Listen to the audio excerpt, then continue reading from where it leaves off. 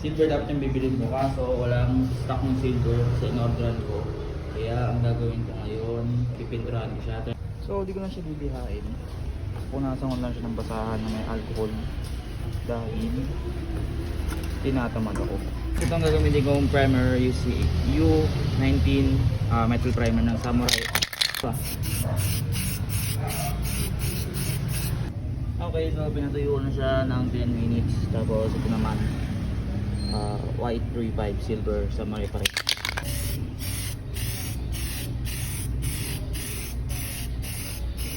So yan, pinatuyo ko na siya ng 15 minutes.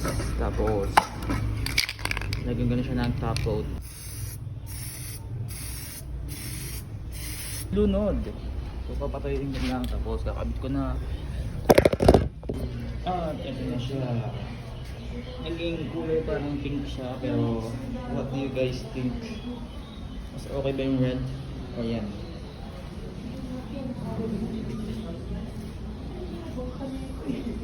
Yun lang, salamat.